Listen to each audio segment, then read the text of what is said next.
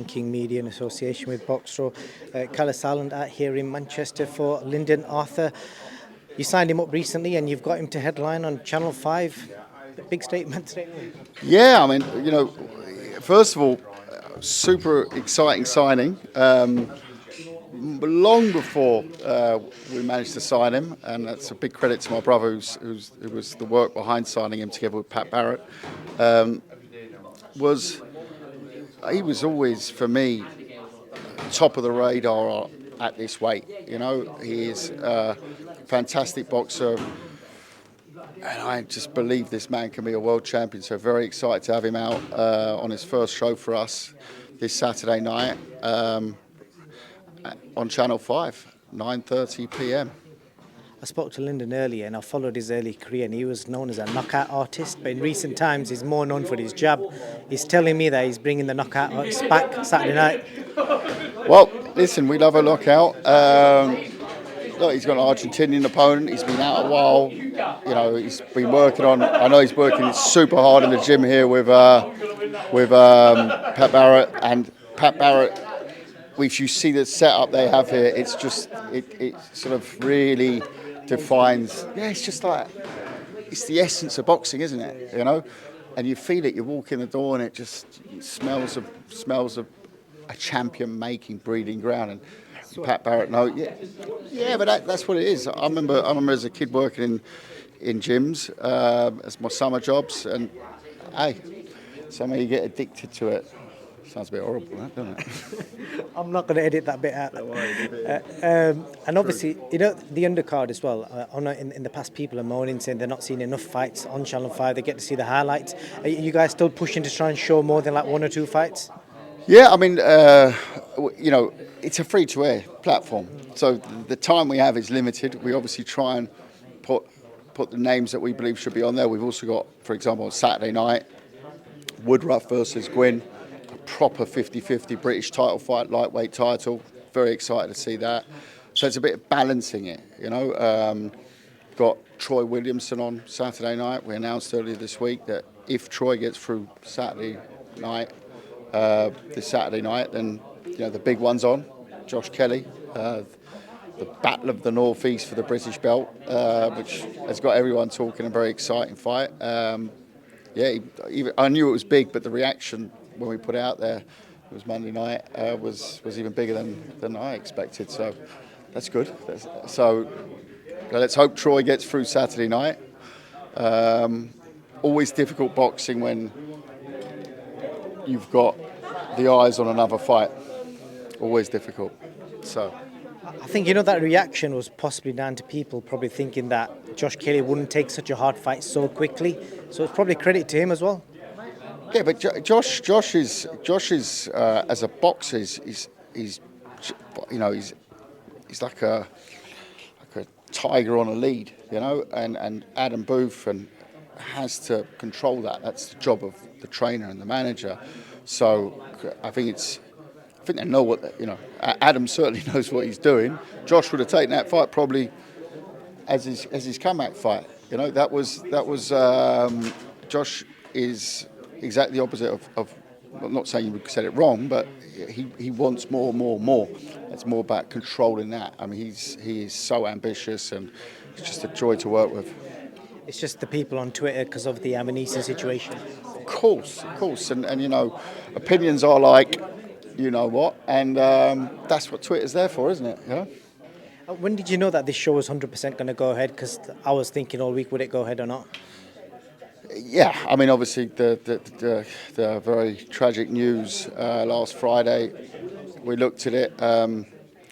My immediate reaction was, it's off. And then you look at what else is happening. We took very close discussion with Channel 5. We decided to change the fight week. So instead of having a traditional presser, didn't do that. Go straight into it. And, there's a lot of sports that they took a day off, like the cricket took a day off and went straight back up. You had the golf. But we looked at it and said, no, we'll roll with it. And, that's the decision that we took. Great stuff. I know you've already made a statement about the Eubank Senior situation, but what I want to ask you is, did Eubank Senior actually contact you direct and even ask you about the weight situation, or is it just been fabricated online? I'm not going to comment on that. I've said all I'm going to say on this episode. It's history now. We're looking forward to make history on October the 8th, and that's all I've got to say on it. Could you give us any more information about the Misfits card on the 15th of October? Any names you could drop? I saw a name circulating online yesterday, Tom Zanetti. Could you tell us anything about that? Yeah, you might have circled the right name. No, it's a stat card. I think there's 7 or 8 really cool fights, which I've got the feeling will be out by the time you put this out. So I can go a little bit more into it. But we can maybe do another piece on that afterwards, because the card's amazing. It's a proper Misfits card from top to bottom. That's what I'll say right now. Got a bit of everything on there, and you can see the smile on my face. It's a fun card. And Sheffield, get ready. I mean, KSI is buzzing about it. We spoke all the partners, Mams Taylor. We were looking at it very closely on who we wanted to put on here. And it's not a pay-per-view card, so of course, you look at it. It's clearly less a budget than a pay-per-view card, but we've decided to really go heavy on this card. And Sheffield, get ready for Misfits. You've never seen a show like this, so yeah, it's going to be fun.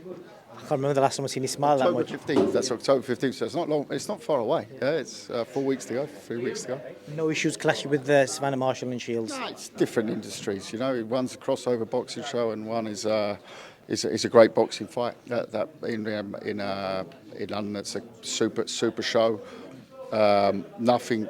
Not trying to do anything in their lane. Our lane is a very different lane. We're in crossover boxing, and our card is wild. We are Misfits, and that's why it's called Misfits. So I put my Misfits hat on there. Definitely. A couple of more questions. You're close with all promoters. I spoke to Sam Jones a couple of days ago, and he was like 90% certain this AJ Fury fight gets made. What kind of rumours are you hearing? Could you give us any insight into that? Yeah. Do you think it's the right move for AJ as well to take an immediate fight with Fury? Well, I don't know. I mean, if you was promoting him, would you do it? I think the fight every day seems to be more positive statements you get out of the camps, and but is someone bluffing someone? We'll find out, and it won't take long to find out, because don't forget we're at the sort of stage where on that level of fight, and we had the same thing with Eubank Ben, there comes a point when you simply need to announce. So that will be some stage next week, and then we'll find out. If I was a betting man right now, yeah, I think it gets made. And if you was promoting AJ, would you put him straight into a Fury fight? Listen, I think with AJ, if I was promoting at this stage of his career, I don't think you've got too much to say. You can advise, you can say, look, this is what it is. So I don't know what the MO is there. Is it I want to just have the biggest fights now?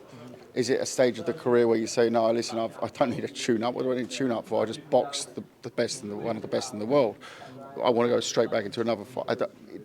You can't say unless you're in a camp. I've been there too often. There's some guys that they're from the outside, you think they're totally finished, and they'll turn around and say, no, I want 1 or 2 tune-ups. We'd expect that from a 23-year-old and not a 33-year-old. AJ's still a young man. He's an athletic man. He keeps himself in prime condition. He can go on a long time. But the question is, do you risk 3 defeats in a row? That's a big risk, yeah.